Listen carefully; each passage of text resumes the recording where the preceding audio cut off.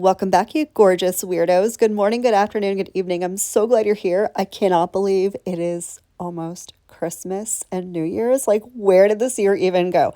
Anyways, hi. I'm going to do a basic kind of New Year's Eve vibey type manicure. I'm using black and this gorgeous glitter from Model Ones. This is nothing going to be, nothing, what? Who? Hello? It's not going to be anything crazy. But I did want to continue the MK's Dating Chronicles. I know that some of you are living for this. I don't know if you're living vicariously through me or if you just share the horror that is dating in 2024. But in any event, I'm happy to share my shenanigans with all of you. So let us continue the series. I did have a date recently. It was a coffee date with a dude. And it was supposed to only be like a quick 20-minute vibe check, but it turned into like a 4-hour yap fest. And this was so weird, y'all. It was, and trust me, like, I mean, the conversation was really good. He's very chatty, like insanely chatty. And like, he has all the jokes and he was a really good time to hang out with, but like, I don't know, man. Okay, how about this? This is going to be the part of the series that's called Things That We're No Longer Accepting. And maybe this is, I don't know, am I the weirdo? Because in my old age, and for those of you who don't know, if you're new here, hey, hi, hello, I'm Marlakris. I am 42, okay? Single, 42. My tolerance for bullshit is non-existent these days. My field of fucks have run dry. I have no more fucks to give. And I'm in a place where I am very content to be single. Like, I don't mind being single at all. I love my life. I love my family, my kids, my cats, y'all. Like, I have no complaints. But would it be cool to have somebody else extra to enhance the quality of my life? Of course it would. So I'm dating like an idiot. The cesspool is cesspooling. Okay, so this guy, right? Again, we meet for coffee and he's very attractive. He's super tall and he makes great conversation. But he had a lot of stories. He's a military veteran. He like literally just retired from the military. He was in there for 35 years. 35? Yeah, 35 years he did in the military. Yes, he's a little bit older than me, but you know, I tend to gravitate towards older men anyway. I digress.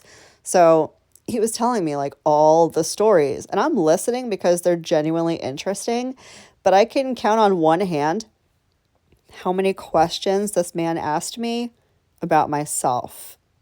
Probably, I don't even need a whole hand. Maybe 2, 3 at most. In 4 hours. I literally just sat there. And we were inside a coffee shop. And I'm a vapor, okay? Like, I quit smoking years ago, but most of you know that I vape. And the whole time I'm listening to this guy talk, and he's not boring at all. He's a great conversationalist. But all I keep thinking is, as I'm drinking, sipping gingerly on my little caramel latte, I'm like, I want to hit my vape so bad. Like, this was not supposed to be a 4-hour yap fest. This was supposed to be a quick 20-minute, like, let's just see if we vibe in person, whatever. But the conversation just didn't, I mean, not the conversation. He just didn't stop, which is cool. Like, I will listen to you chat and yap about nonsense. So it was what it was. It was not a bad time. The coffee was great.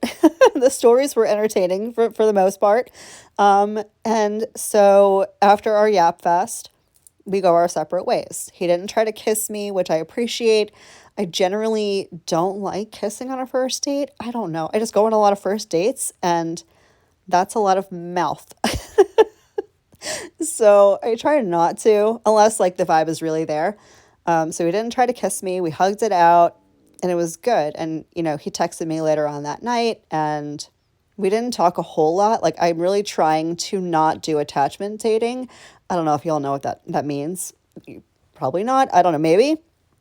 I don't want to talk too much via text and not in person because I don't want to form like a false attachment to people because I tend to do that. And that's what I'm not doing in 2025.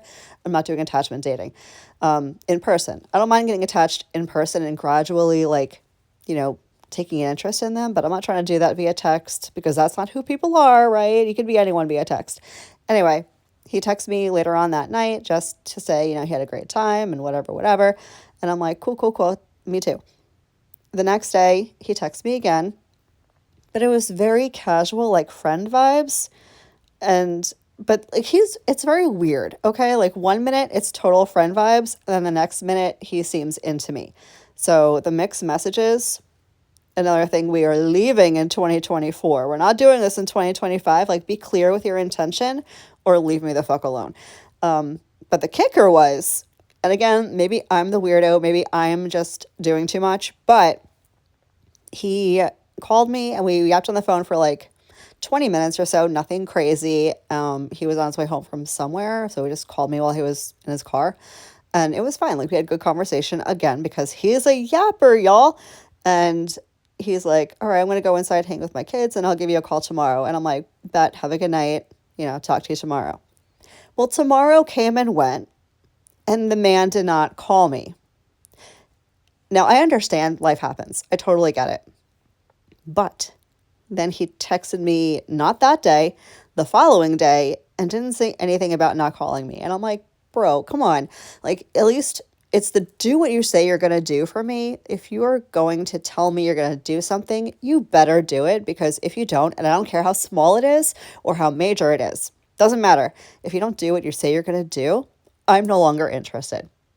Like, that's the ick for me. Now you will never see me again. Sorry, not sorry. That is just something I cannot tolerate. Do what you say you're going to do.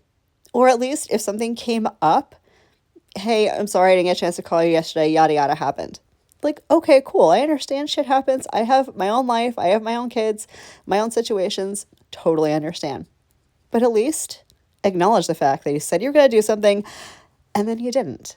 I don't know why that just bugs me. Like, do you guys get that way over weird shit? Like, you got to tell me down below some of your icks, because that is definitely an ick for me. That will turn me off drier than the Sahara. I just do what you say you're going to do, because now I don't trust you. Now I don't trust you. And trust is huge for me. If I don't have trust and I don't feel safe, none of this is going to work ever. Like, I'm immediately out the door. So let me know down below what some of your icks are, and let me know what you think of mine. Like, am I the weirdo? Am I doing too much?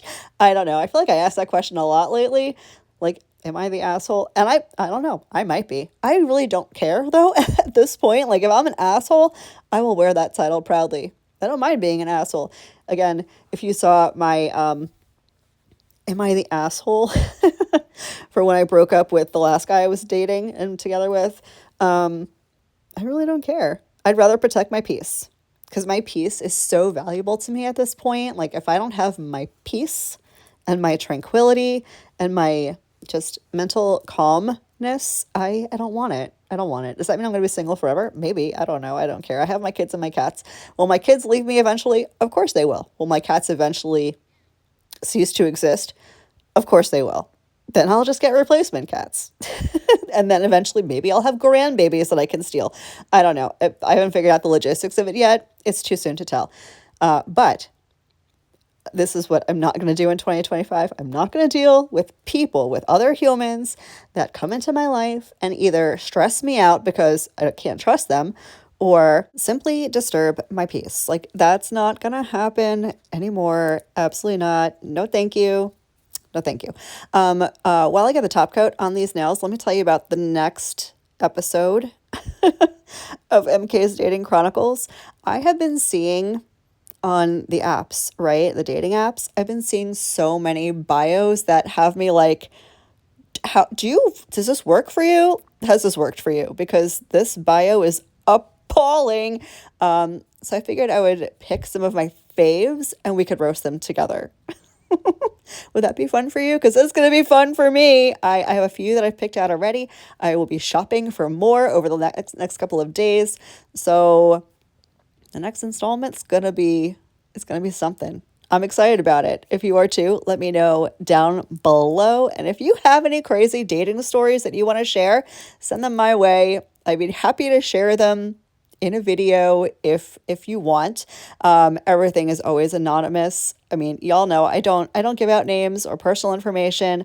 I'm not trying to catch a lawsuit. Even though, I mean, you can't sue me for telling the truth. I mean, nothing here is slander or defamatory. I'm literally just saying it is what it is. But I would love to share some of your stories, mostly because I don't want to be alone. I don't want to be alone in my dating disasters. Somebody out there has to also have partaken in dating disasters, and we can laugh at it together. You guys have my contact info. All my stuff is linked down below. You can shoot me a DM, you can shoot me an email. I'm on Facebook. If you're in my group, you can always hit me up over there. So yeah, let me know if that's something you want to do. The second series, y'all's dating disasters. Anyways, I went ahead and I did top coat over all of the nails. I'm going to go ahead and cure that for 60 seconds. And this is just the basic, like super basic, no frills little look that I came up with. I am going to do finish filing though. If you are not doing finish filing on your gel nails or on your press-ons, what are you even doing? Because sometimes gel can disrupt the shape of the nail, especially around the free edge area. And I don't file the nails prior to doing my gel polish. I don't know if y'all noticed that or not. I know I didn't talk about nails like at all. Is this even a nail channel anymore? I don't know. It's something. But I do like to do finish filing because look at the shape difference. Like the square is squaring, it is nice and crispy. And that's my preference. I mean, of course, it depends on your nail shape preference. Square is just easy for me. I mean, to do almond, I love almond nails. I really do. But to shape almonds, I get so in my head, like it has to be perfectly symmetrical or else I'm going to lose my shit. Square is just so much easier to get right. So that's why I usually gravitate towards square nails. But of course, whatever you guys want to do. So I give it a little file at the edge. I'll buff out the edge to make sure there's nothing rough or like hanging over the edge, but this is pretty much what the set's going to look like. Thank you for spending some of your day with me today. I hope your holidays are magical. I hope the rest of your day is as beautiful as you are, and I will catch you in the next one. Love you. Bye.